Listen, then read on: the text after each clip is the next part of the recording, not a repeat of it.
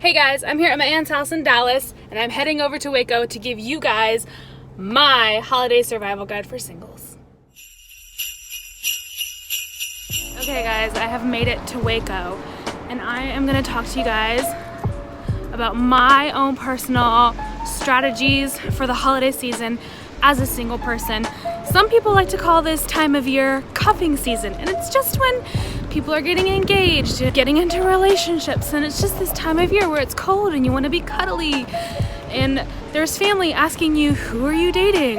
When are you gonna have babies? And so I'm just here to give you guys some strategies of what has worked for me.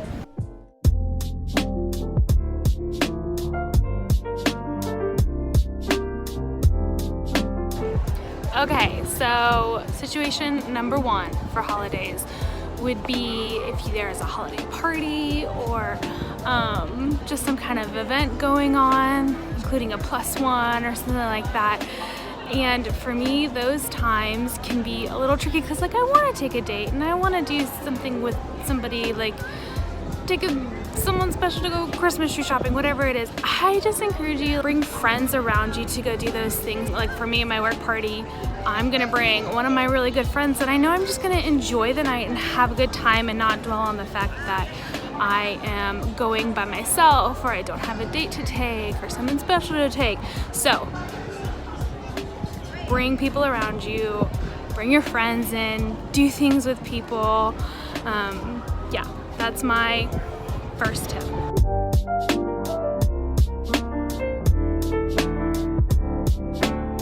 So the next one would be if you are traveling by yourself. I don't know if you're like me, sometimes I tend to get a little bit funky with that, especially in my beginning years of like going back home for Christmas or like going to the family for Christmas and having to go by myself. So I've learned some things that I do, and I actually look forward to it, to getting some alone time, to getting some permission just to be straight up lazy. And so if I'm driving, I'll usually download an Audible book that I'm really looking forward to, but the key is to do something, like have something set aside that you're like really looking forward to.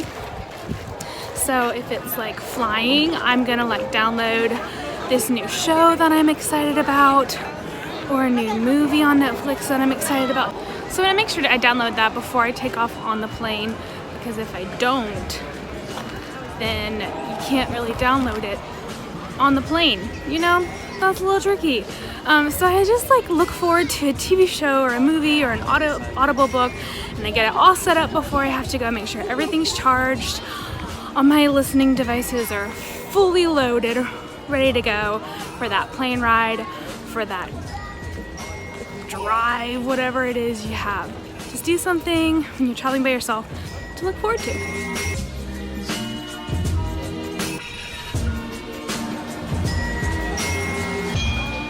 Okay, so third one is all the different questions that you will be asked. If you have been single as long as I have, you just have heard them all, you get them, okay. But it's all the family members who love you and want to hear about your life and really want you to be married because they feel like it might be the best thing for you, or who really are, you know, wanting you to find somebody, and they have the best intentions, but it doesn't always come across the best. You've probably heard those questions 5,000 times in so many different forms. But it's the question of, are you seeing anybody? When are you gonna give us grandchildren? When are you gonna give us babies? When are you gonna get married? Who are you interested in? So there's times where you want to answer the question, and then there's times where you're like, It's somebody who has asked you and you do want to answer, go for it. Because then that person can, if you feel like you can trust that person, confide in that person, totally tell them where you're at, all the things. They can be praying for you. It's great to invite people into your life that are safe like that. But if it's just like you're just tired of answering the question, here are two things: the art of diversion and the art of vague. It can be, hey, are you seeing anybody?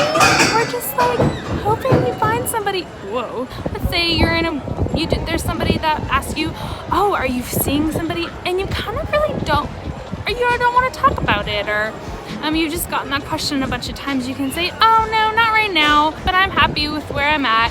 How are you doing? What's going on in your life? How are your kids? How is your job?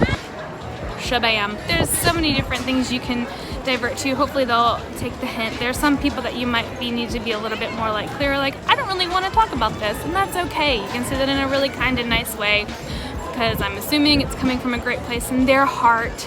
And then there's those family members that kind of like,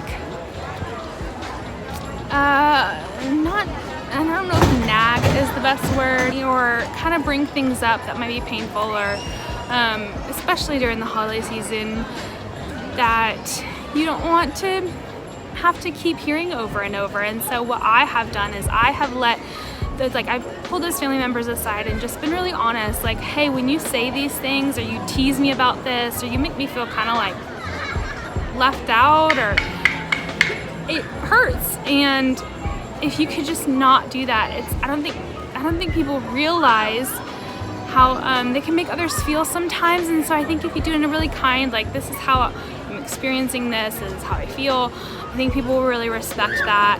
Hopefully they'll respect that. They should respect that.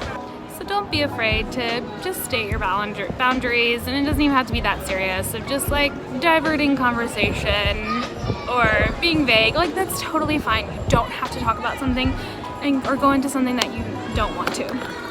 So to sum it all up, if you guys are feeling a little down in the dumps about being single around the holidays, that's okay. It's okay to let yourself go there, to feel that.